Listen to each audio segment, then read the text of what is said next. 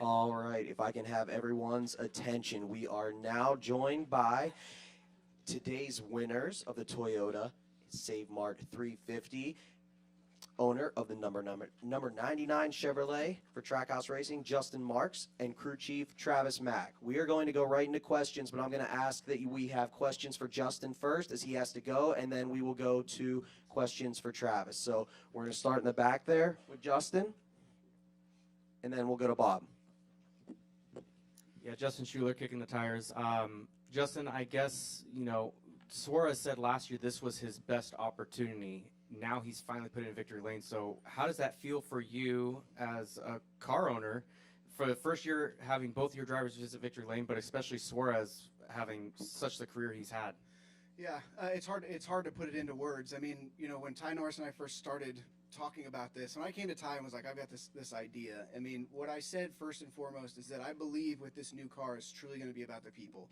The people are going to make this car go. And the way that they've changed the model of the sport a little bit is that you have to invest in your people and keep them motivated and put talented people in positions and lift them up and empower them.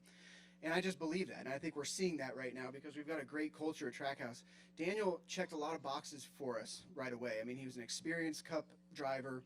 When he's a winner, when he's been in positions to win, he's won with his Xfinity Championship, with his truck wins, and he's had his chip on his shoulder, and he wanted to prove to the world that he belonged in the Cup Series. 2020 was a very difficult year for him, so he checked all those boxes for us, and I really knew that he had a tremendous amount of potential, and that he was a winner at this level. And and I told him from day one, I said, this is your team. This 99 team is your team.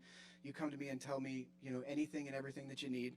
And we're gonna put that behind you. And Travis to my left here is a big part of that. He's been a big believer in this project, and it's just it's really nice to be able to see all of that work over the last couple of years be at a place where everybody's rewarded for it.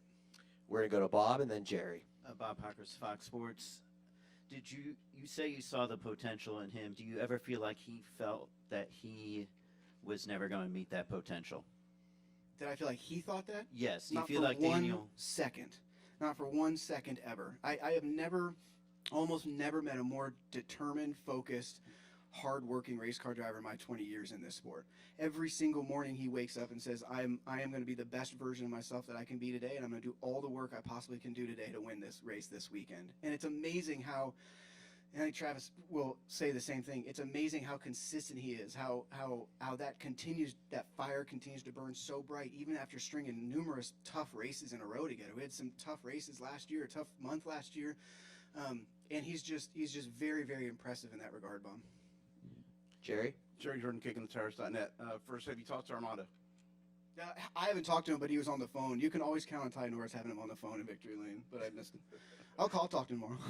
Okay, so you may not be surprised that this happened, but is there any surprises so far with this team, with Daniel and with Ross and the Trackhouse and the accomplishments that you guys have had so far? Well, what I tell people is I'm not surprised that we're a winning race team, because I wouldn't have started this project if I didn't really truly believe that the opportunity existed to build a new race team in this sport that could win.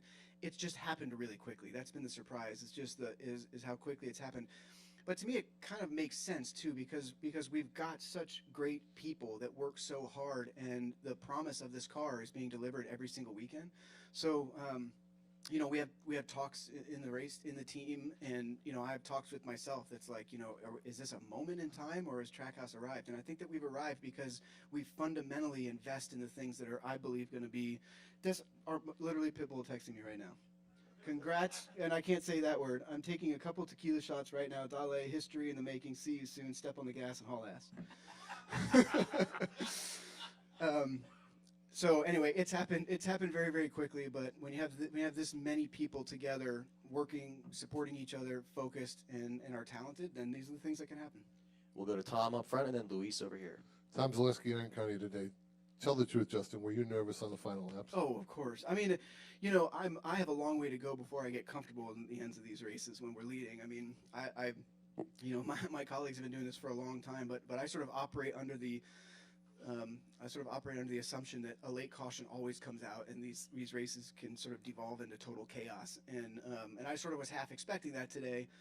but some days it's just your time and it's just your day and everything lined up perfectly. These guys, everybody on the 99 team did an awesome job. They ran a great strategy. Travis ran a great strategy, good pit stops, and just drove a career race. Was the radio silent the whole?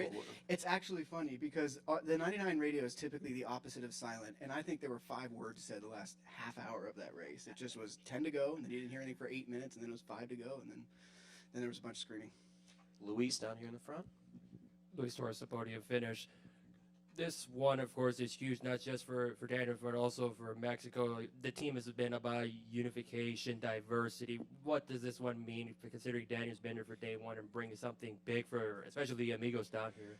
Well, I mean, it's big for all that. I mean, Trackhouse is a race team that anybody and everybody can be a fan of, and we've made investments in the minority community with Pit Bull schools and with our great ComScope Ignite program with our STEM stuff, and we being able to me, this is sort of a representation of what America stands for. It's a place that you can come with big dreams and you can work hard to achieve those dreams. And I always say that Daniel is one of one.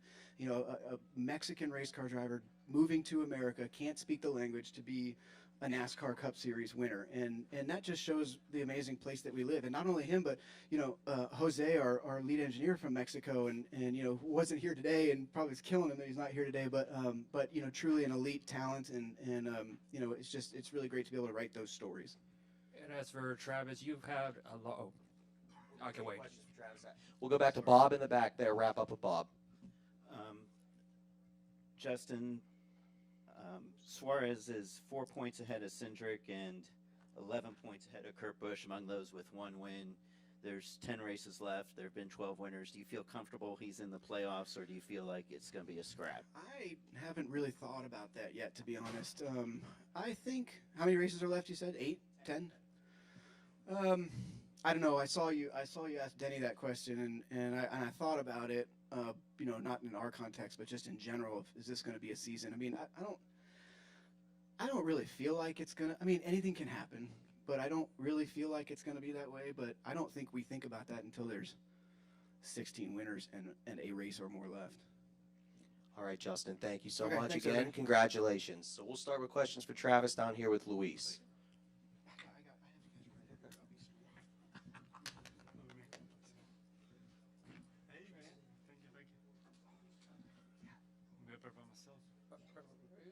Luis Torres, the podium finisher over here. As I was mentioning briefly, that you've had quite a compelling career. You've been involved with Hendrick and, of course, with JRM. What does this one mean for you, being involved with a guy that's got their first win in a proper division, of course? If I recall, you were in that Khrushchev at Daytona when he won, and now you've done it so here with Daniel. What does it mean for their journey? This is huge. I'm just taking it all in today, but I'm really excited for Justin and Daniel, and just really excited for all these team guys that worked so hard. I'm just the lucky guy that gets to sit on top of the box and watch it all happen. And I've just had so much belief in Daniel and his capability of winning a race, and we really believe in each other. You take 2 guys who's never won a cup race and put us together, and we're both very, very hungry to win races, and this is what you get. Stay right here on the left. The last few laps to so many of the races this year have come down to the crash, caution, green, white, checker. Are you sitting there thinking, stay green, stay green? And Daniel's done great this year, but has run into all kinds of hard luck. I mean, are you praying? Are your fingers crossed? Yeah, Are you holding your breath? I was so calm. Felt so confident coming in today. I think I stayed up studying last night till 12:30 West Coast time. So that's 3:30 East Coast time. And I mean, I just felt so confident coming into today that we could get this done today. And everything that has happened to us this year has led up to this moment. And it's taught us what we need to do, what we don't need to do, and just execute this race the best we could. And that's what we did. We're going to go to Justin in the back left there. Yeah, Justin Schuler kicking the tires. First off, congratulations. Probably the biggest story has been Trackhouse being the surprise of the year. Have you been surprised at this success with both Ross and Suarez running so well and finally getting a win this weekend? Not really. This was what I do every year. Even last year, having the conversations with Justin, and I think I was number 2 higher at Trackhouse, and it was very exciting. The first time I met with him, and I was doubting if I should lead the Hendrick family and what I needed to do. You know, I was really comfortable at Junior Sports and happy. And just after I met with Justin, you know, and talked to him on the phone, I was so confident in what he was building. And I told him, I said, you just give us the tools and you do you, and I'm going to build us a great race team. And we're going to go to Daytona and get the pole. That's how confident I was, and I told him that. And I think he believed in that, and we believe in each other. We went down there, we had a top 10 effort. I wasn't happy because we weren't on the pole because I told him we would get the pole. But I was confident we would get this win for Daniel, and it's really exciting to get it here in Sonoma. Travis, we're going to come over here on the right. Hi, Adam Carabine from RacingRefresh.com. Can you speak to the culture at Trackhouse right now? Obviously, 2 wins for Ross Chastain, 1 win now for Daniel. What's it like working there? Why is it working so well? Just having fun. You know, I've never been at a place that has had so much fun, and we're building fast race cars, and everybody's enjoying work. It's just a great place to be right now. Team chemistry is amazing between the 1 and the 99. It really feels like one team building 2 cars, and we're just confident in each other and our capabilities of winning races and bringing the best cars to the racetrack every week. Go to Bob Hawkers in the back. Bob Hawkers, Fox Sports. You said you have confidence in Daniel. Why? Just first time I met with Daniel, you know, I think a lot of crew chiefs in the past is, you know, kind of doubt his capabilities. Just around the garage, you kind of hear like, you know, he shouldn't be in the ride, this or that. But once I met with him, I could see the drive in his face, in his eyes, and once we started becoming friends and talking to each other, I could see how hard he was working, and he wanted this so bad. And I was the same way, you know, coming up as crew chief, and people doubted me as being a crew chief, not being an engineer, coming up through the mechanic and car chief role. You know, there's not many of us that has done that in the Cup Series. You know, so people doubted me, they doubted him, but they put us together, and I think we're a great team. We'll go right here in the back right first. Yep. Brock Beard, lastcar.info. In the last part of this race, we saw teams that are at the front of the field, like RFK Racing with Chris Buescher and Michael McDowell up there, teams we don't usually see at the front of the field. Did that make this strategy any more difficult in this, or is it just another car to you guys? No, you know, I think we played a perfect strategy. I didn't feel like we had the best car coming into today. You know, I think the 5 car was really good. 9 car was really good on long runs. So was the 4. But all we had to do was execute. I knew we had a top 5 car, and if everything worked out perfectly, we made no mistakes on pit road, we executed the race perfectly, we could have a day like we did today. Come right up here in the front right.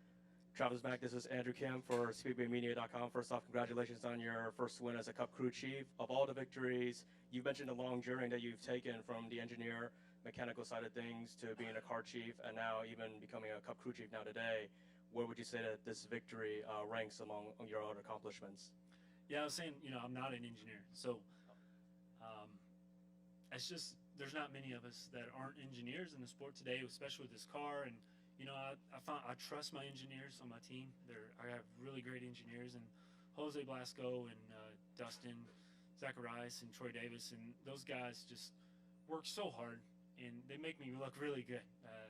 You know, I try to do the things I'm dealing with the driver, the pit crew, the team, just trying to keep our team upbeat, moving the right direction, organized, really prepared to come into the race weekends. And, you know, coming up through the ranks at Hendrick, being a car chief, and just working so hard for this first win. And this is actually my first win with Jeff Gordon. I believe in 04, Sonoma was my first win on a Cup team. So it's really exciting to get my very first win as a crew chief at Sonoma. Any final questions for Travis? No? Travis, congratulations. Hey, Thank you. Thank you.